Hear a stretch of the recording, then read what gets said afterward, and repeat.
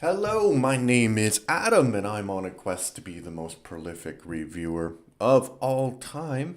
And to do that, I mostly review movies, but sometimes I review other things like books and television series and computer games. But today I'm going to review a movie from 2025, so last year, called The Tank or Der Tiger.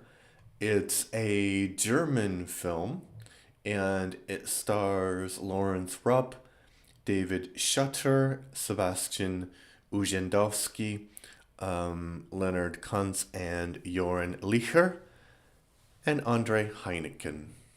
Or Heineke, not Heineken. That would be too on the nose. So, I don't know how I feel about this movie because, on the one hand, I think it's pretty unique. But on the other hand, it didn't really capture me, you know. I didn't really feel really enthralled and really engaged in it. So I'm gonna spoil the movie a bit because there's no way that I can talk about it without actually spoiling what happens. So for a lot of the movie, it really feels like the tank equivalent of Das Boot. So if you don't know Das Boot, it's a another German film, but this time from the early 80s, I believe.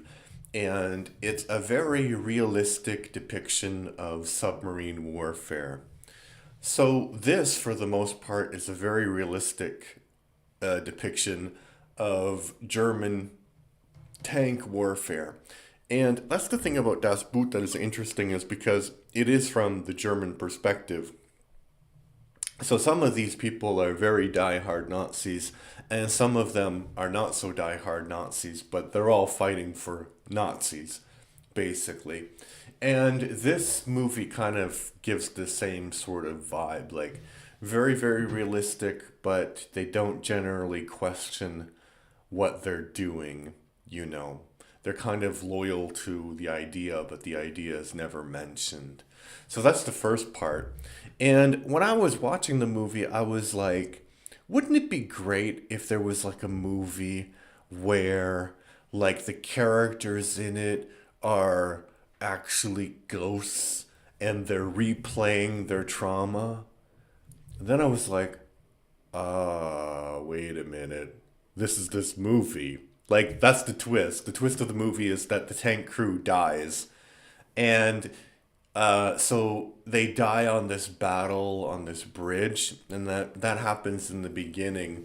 And then they get sent on this quest to rescue this guy who's a fictional character, but he is supposed to be behind the strategy of Stalingrad. So he's loosely based on a real guy, but he's not real. But anyway, in the movie, the main character Philip and this guy were best friends. So Philip is sent on this journey to try and rescue his friend who is still behind Russian lines, whereas the Germans are retreating. So you have all of these things that happen after they get killed on this on the bridge, and it just seems like more and more unrealistic, right? So you do kind of see what's happening. And then there's the question, like, what does it mean? Because he goes to the end and he sees his friend, and his friend is like, you're dead. All of these things that have happened to you for the past 45 minutes of the movie are you. It's all your imagination. You feel guilty because your family died in a bombing campaign and you weren't there, and you feel guilty because of some war crimes that you committed. And so it's like this very so I heard this theory, I read the theory that it's about purgatory, that Philip is going through purgatory, and there's things that are very they could happen, but they're very unrealistic. And that kind of makes the mood very eerie, very surrealistic. And the first thing that is connected to that is they are listening to the radio and they're trying to listen to Russian transmissions, but they hear a Latin mass and it's like a requiem for the dead, basically, or a mass for the dead. So that's like very eerie, and they're like, oh, but what they're Orthodox. Why are they, you know, why are they speaking in Latin? It doesn't make any sense. And there's like a Latin teacher there in the tank who can, you know, who can translate what's going on, which is a bit of a coincidence, but it's not really a coincidence, you know. And then there's this thing that so they keep calling this tank the Tiger tank because it's like a tiger tank. And they did have this, so the Tiger tanks were too heavy to cross bridges. So they had this like thing that you could make them amphibious to like cross a river. So they go underwater and they make it amphibious and they stay underwater. And I'm like, that is weird. There's no way that that is actually something a Tiger tank could do. But apparently it could do, but like they didn't really do that in war, but they did it in this one. And I think it just shows you like the unrealness of the situation where they are maybe not in purgatory, they're not in hell, or Philip's not in hell, but he's in this kind of like weird place, which is not life and it's not death, and maybe it is hell. You can't really tell, actually. I don't really think that there is. So, do I think that he's in purgatory? I don't think so. And the reason, the argument is that he does some selfless thing and then he's like becoming a better person. You know, he does this selfless thing by saving his one of his tank crew from this mine, right? Um, but I don't think that's how evil works, right? Evil is not 100% evil all the time, and it's not good is not 100% good all the time. So Philip has done this really horrible thing, like he's massacred this hospital full of like women and children.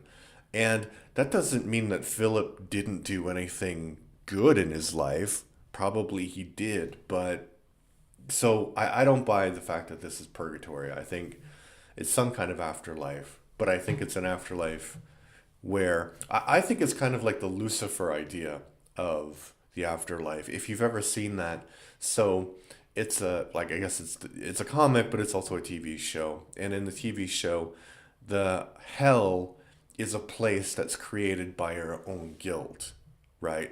So people get put in hell because they feel guilty about what they've done.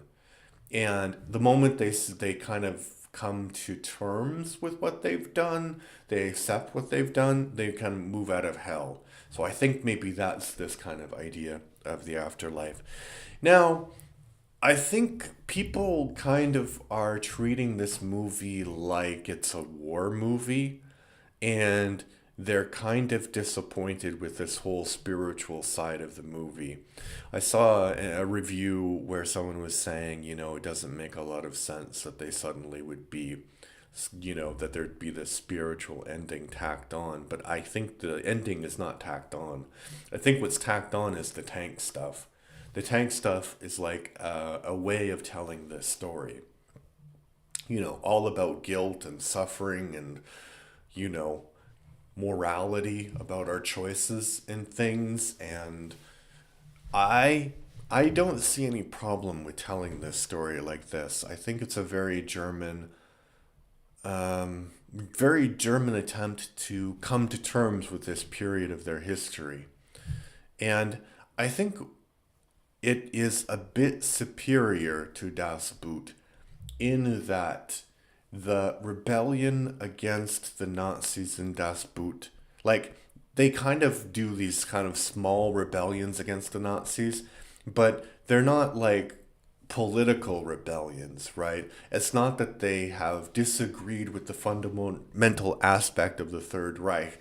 They just don't like the way that the Third Reich is managing this submarine warfare. And that's their problem, right? Like if they were more efficient, if they thought better about how to do that strategy, then I think the submarine crews would be more loyal to the Third Reich.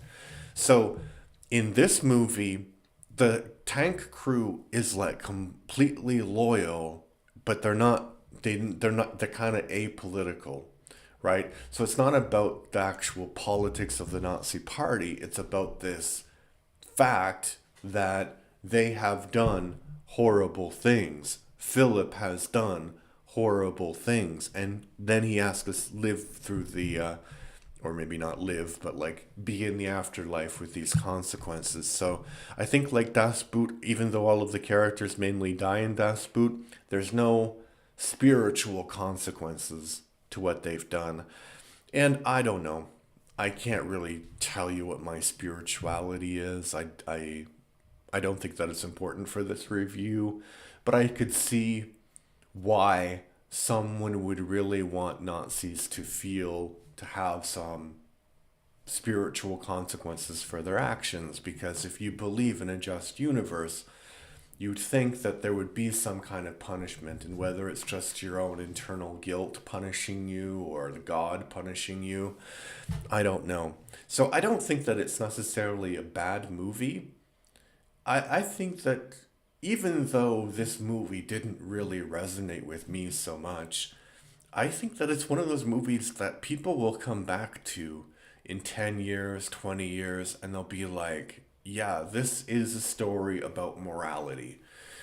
So yeah, I don't know if you can watch the movie having had it spoiled, but I did say I was going to spoil it, so I don't know. If you've seen the movie, what do you think about it? Do you think that they're in hell? Do you think that only Philip is in hell? Do you think it's purgatory? Do you think that this spiritual aspect was tagged onto it, or is it an integral part of the story? Let me know what you think in the comments. I'm trying to get to 1,000 subscribers by the end of March. I have 550, so I'm on my way. But if you like what I do, please like and subscribe, write a comment. Everything that you do helps other people find this stuff. And yeah, I like talking about movies. So if you like listening to me talk about movies, like and subscribe. All right. Thanks. Bye bye. Oh, if you're listening on Spotify, please give me a follow. Right. Bye bye.